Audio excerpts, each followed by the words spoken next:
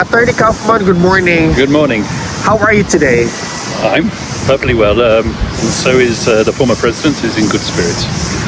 How's our former president, Attorney? As I told you, he's in good spirits. I've just come out from a legal visit with him here at the prison.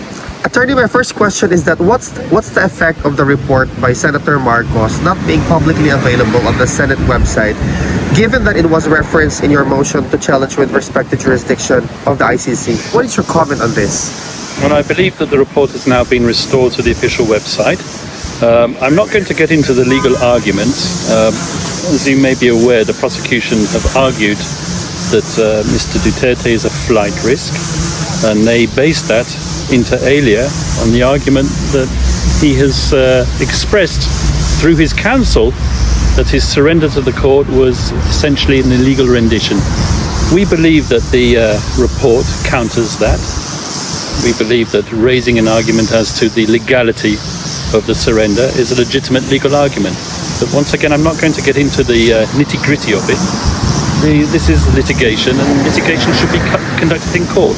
Yes. Thank you, Attorney.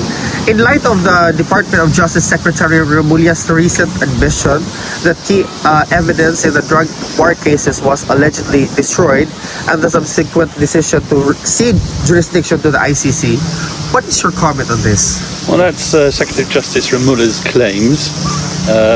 Once again, I'm not going to get into the truth or falsity of that. What I do know is that my client, Mr. Duterte, had nothing to do with destroying any evidence. Destroying evidence is a criminal offence. It was not done, and it was not done at his request on behalf of him. Let me make that very clear. Sir, Attorney, given that claim no available evidence exists and it is allegedly destroyed, to prosecute former President Duterte domestically, what evidence will the ICC rely on to pursue the case? That's Secretary of Justice Remulla's claim that evidence was destroyed. I don't believe it.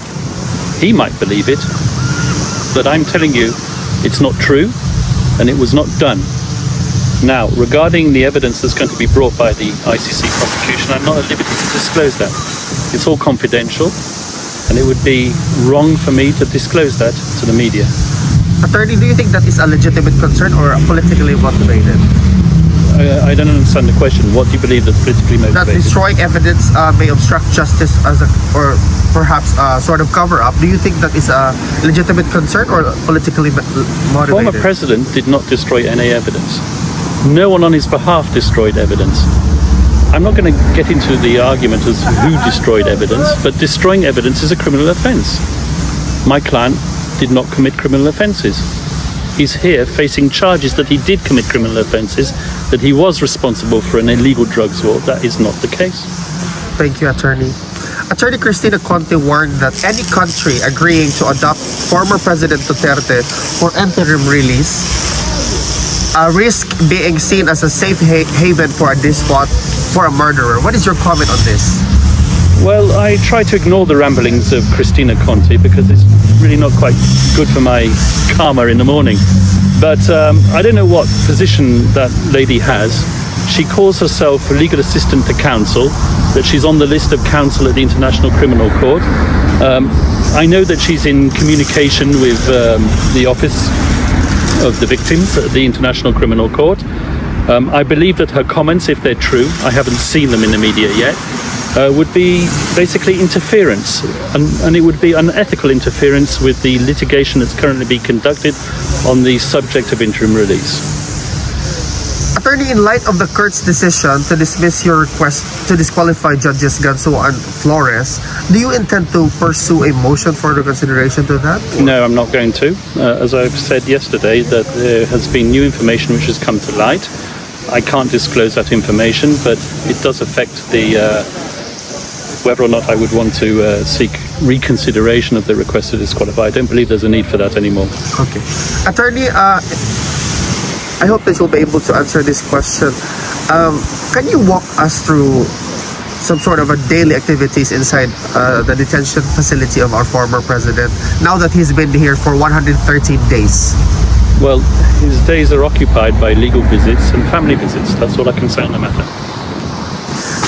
Attorney, a resolution has been filed urging the House of Representatives to oppose efforts to grant interim release and repatriation of former President Rodrigo Duterte. Will this have any impact on your request for interim release? I don't want to comment on politics. I'm a lawyer.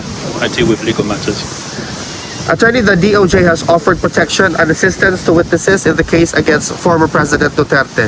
This seems to be in contradiction to President Marcos' earlier statement that Philippines would not assist in any way. Malacanang now says that it isn't direct cooperation with the ICC. Do you agree? Once again, that seems to be touching on politics. If witnesses come to court and they've been paid to come to court, then we will establish that when we cross-examine them. Does our former president have any message to the Filipino people? Respect the judicial process. That is his consistent message. Unfortunately, it seems that from some of the comments that you've been presenting me today by supposed counsel or legal assistance at the International Criminal Court, there is some form of non-respect for the judicial process, especially if comments are being made that countries offering Mr. Duterte interim release are basically offering a safe haven for despots. Attorney, just to wrap this up, do you have any message to the Filipino people aside with what they have established respecting the judicial process? Once again, respect the judicial process, respect the judges. We are confident and we're working towards bringing the former president home. Thank you, Attorney. God bless you. Thank you.